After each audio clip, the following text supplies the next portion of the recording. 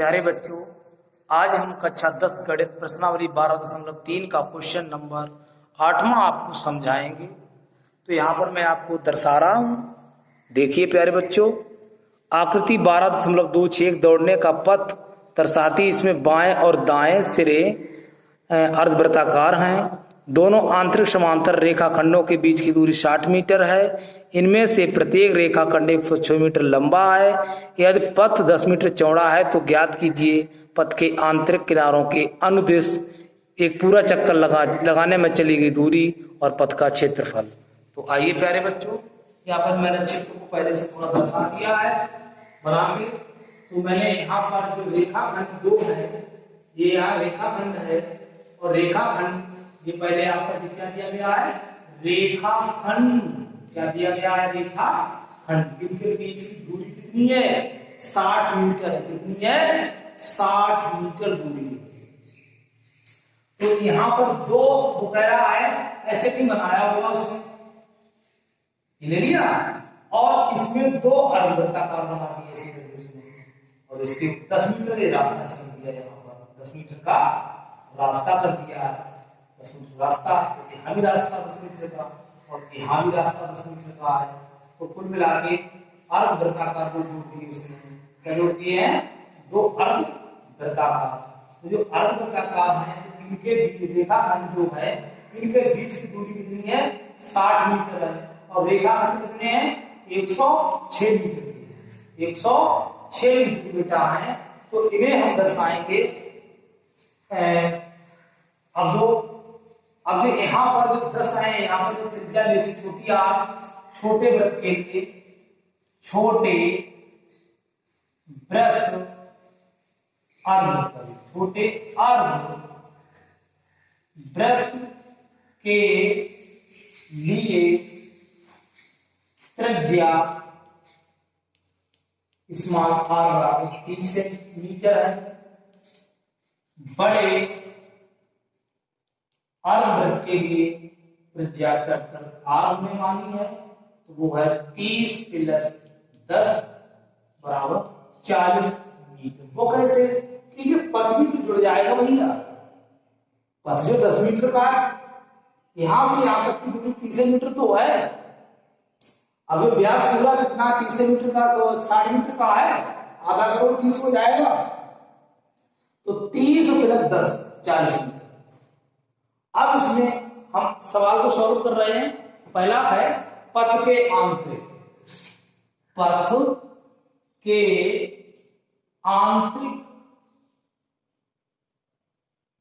आंतरिक किनारों के अनुदिश, किनारों के अनुदिश एक चक्कर में, ये चक्कर लगाने में चली गई दूरी बराबर दो आंतरिक आयतों की लंबाई, 2 आंतरिक आयतों की लंबाई प्लस 2 अर्धवृत्तों की परिधि, 2 अर्धवृत्तों की परिधि बराबर क्या हो जाएगी, 2 आयतों की लंबाई, रेखाखंडों की लंबाई क्या है, 106, 2 × 106 प्लस 2 आंतरिक अंदर के अर्धवृत्त, 2 परद, तो परद होती है कितनी, क्या हो जाएगी, पाइया। तो 2 आंतरिक अर्धवृत्तों की परद, और वृत्त की परद कितनी होती है, 2 पाइया। तो कितनी हो जाएगी इसकी, पाइया।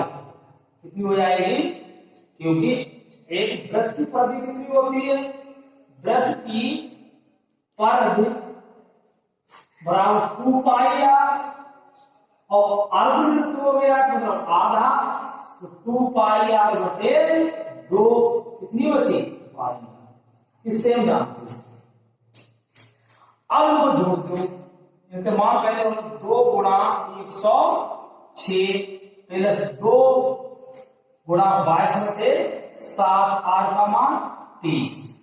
तो कितना हो जाएगा 2 0 2 छक 12, 2 छक 12, 2 एकम 2 और यहाँ बाजू में 44 गुणा 30 बटे 7 गुणा कर दो, 7 दूनी 14, 7 दूनी 14, 7 एक 7, 7 एक 8, 7 दूनी 14 प्लस 0 3 चौक 12, 3 चौक 12 13 बटे 7। तो ये 100 को कितनी आ जाएगी 2804 बटे 7 मीटर। ये पथ की क्या हो गई आंतरिक लंबाई। पथ के अंदर की कुल लंबाई कितनी हो गई 2804 बटे 7 मीटर। बोलो बेटा कोई डाउट तो नहीं है।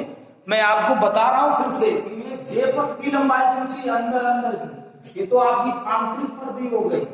ये क्या हो गई आंतरिक परिधि और जे रेखाखंड है तो इनकी 106 106 106 ये और 106 ये है, तो इनको गुना कर दो। अगर नहीं चाहो तो कैसा भी है रास्ता इसमें और भी है।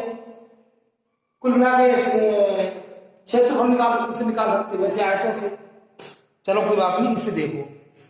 अब हम अगला क्वेश्चन देखते, इसका दूसरा पार्ट देखते हैं।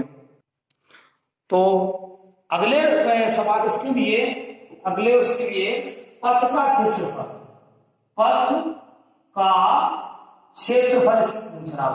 अगले पोर्शन क्या पूछ रहा है पथ का क्षेत्रफल। ये दूसरा पोर्शन पहला करवा दिया। तो पथ का क्षेत्रफल इतना वाला प्लस इतना वाला। अब दो आयत बन रहे बेटा, हम आपको प्रैक्टिकल बता रहे हैं। एक तो देखो आज जेड पे बन रहा है और दूसरा जेड बन रहा। समान लंबाई चौड़ाई की आयत है, इनमें कोई बदलाव नहीं। 106 106, 10 मीटर चौड़ाई 10 मीटर चौड़ाई, कोई फर्क नहीं है। 10 मीटर 10 मीटर, 106 106 मीटर। तो दो आयतों का क्षेत्रफल अब क्या बचेगा प्लस 2 अर्धवृत्तों का क्षेत्रफल। अब इसमें अर्धवृत्त जो है जिसकी त्रिज्या 40 है, इसकी त्रिज्या 30 है। देखिए बराबर 2 आयतों का क्षेत्रफल प्लस 2 बाह्य अर्धवृत्तों का क्षेत्रफल माइनस 2 आंतरिक अर्धवृत्तों का क्षेत्रफल।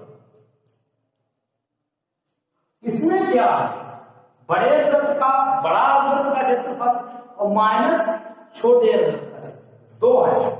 तो इनके लिए लगाएंगे 2 गुणा कितना लंबाई गुणे चौड़ाई। तो लंबाई 106 गुणा 10 प्लस, अब यहां से देखते हैं, अब 2 गुणा पाई आर स्क्वायर बटे 2 माइनस 2 गुणा पाई स्मॉल आर स्क्वायर बटे 2, क्योंकि अर्धवृत्त 2 से 2 कैंसिल कर दो।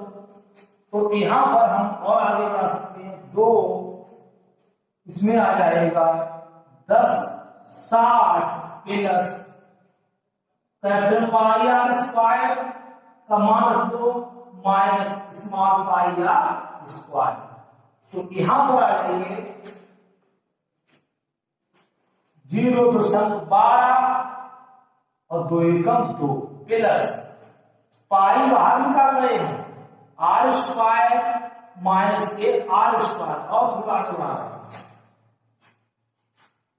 इसको हम क्या ले रहे हैं 21 20 प्लस 22 बटे 7 40 का स्क्वायर माइनस 30 का स्क्वायर। तो यहां पर 21 20 प्लस 22/7 गुणा 40 और 30, इसका योगदान तो लगा लेंगे। 40 प्लस 30 और 40 माइनस 30, ये योगदान तो होता है a square minus b square, क्योंकि a square minus b square बराबर होता है a प्लस b और a माइनस b। तो यहां पर बच्चों हो जाएगा 21 20 प्लस 22/7 गुणा 70 गुणा 10, 7 कैंसिल हो गए। 21 20 प्लस तो कितने हो जाएंगे 2200, तो कितना हो जाएगा तो जोड़ो, तो इनका जोड़ आएगा 4520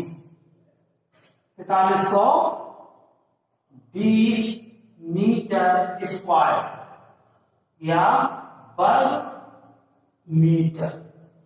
तो जो 4320 आया मीटर स्क्वायर आया है, वर्ग मीटर आया है, तो क्या निकला आपका जे पथ का क्षेत्रफल, पथ का, क्योंकि जितना जो पथ है इस पूरे एरिया का, जितना छायांकित है या छायांकित भाग का क्षेत्रफल, दो समान आयतों का क्षेत्रफल प्लस दो अर्धवृत्तों का बाह्य अर्धवृत्तों का क्षेत्रफल माइनस 2 आंतरिक अर्धवृत्तों का क्षेत्रफल निकाल लिया। या आयतों का बड़े आयत का क्षेत्रफल माइनस छोटे आयत का क्षेत्रफल निकाल सकते हो, वो भी एक विधि है।